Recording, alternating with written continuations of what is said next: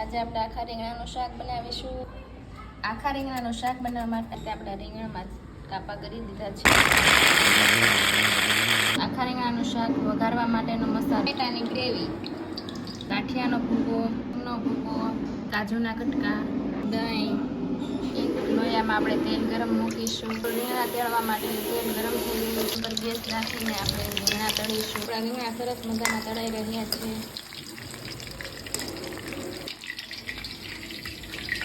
રીંગણા તળાઈ ગયા છે.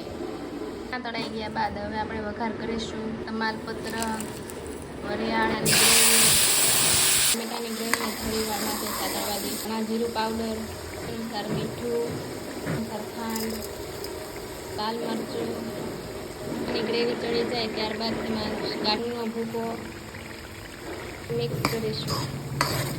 પાણી ઉમેરીશું. સરસ રીતે બની રહી છે. એમાં કાજુના કટકા ઉમેરીશું.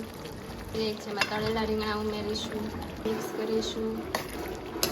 મેથી, ગ્રેવીમાં રીંગણા નાખ્યા બાદ શાકને આ રીતે શાક બનીને તૈયાર થઈ ગયું છે.